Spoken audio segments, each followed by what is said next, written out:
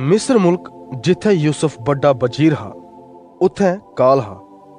ओह काल अखियें बखियें दे सारे मुल्कें च भी फैली गया जिथे ओहदे भरा ते पिता रवै करदे हे। ते यूसुफ दा पिता यकूब जेका कनान च रौंदा हा उस अपने पुत्रें गी गलाया कि मैं सुने दा ऐ कि मिस्र च बड़ा नाज है, इस किते तुस उत्थें जाओ ते नाज खरीदियै लेई आओ। ओहदे पुत्र मिस्र च नाज लेने किते चली गए। जदों ओह मिस्र च पुज्जे तां ओह नाज लेने दी इजाजत लेने किते वजीर कश गए कि जेका उंदा भरा यूसुफ गै हा। पर यूसुफ गी बेचे दे उनेंगी बड़े साल होई गेदे हे, इस किते ओह यूसुफ गी पछाणी नहीं सके। उस वेले ओह यूसुफ दे आदर च झुके। उंदे इयां करने कन्ने यूसुफ गी अपने ओह सुखने चेते आए जेके उस निक्के होंदे दिखे दे हे। यूसुफ ने अनजान बंदे होई गलाया, तुस कोई जसूस हो जेके साढ़े मुल्के दी जसूसी करने किते आए दे हो।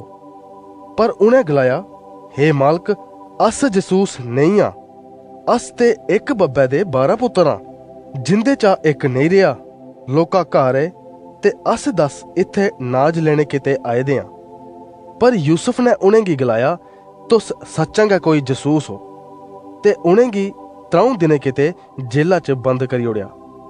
एदे बाद यूसुफ ने उनेंगी गलाया, हुण तुस जाई सकदे हो ते किश नाज अपने भुखे परिवारें किते लेई सकदे हो। पर एक कम करो, तुस अपने लोके भराओ गी मेरे कछ लेई आओ, फ्ही आऊं जानी लगा कि तुस सच गला करदे हो।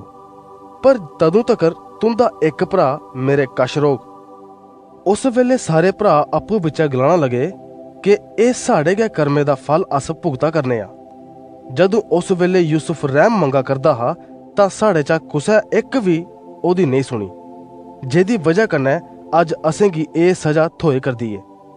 जदों ओह कनान च पुज्जे तां उन्हें अपने पिता गी ओह सारियां गल्लां सनाइयां जेकियां उत्थें होई दियां हियां।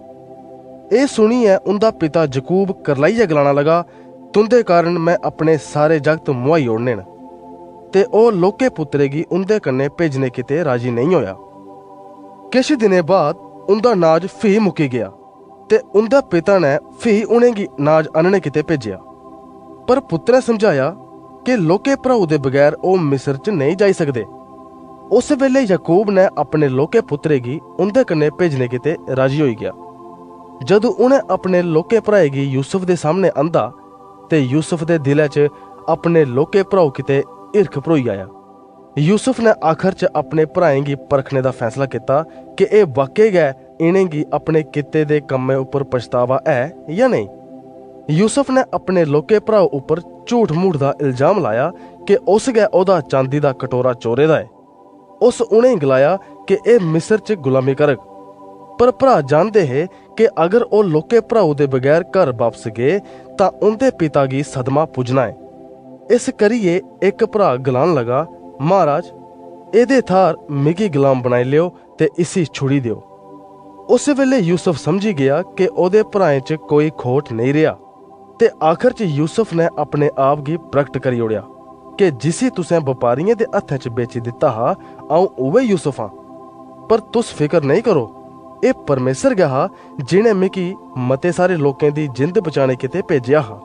इयां करी यूसुफ ने अपने भराएं गी माफ करी ओड़ेआ ते यूसुफ दे गलाने कन्ने ओहदा सारा टब्बर मिस्र मुल्कै च आइयै रौहना लगा।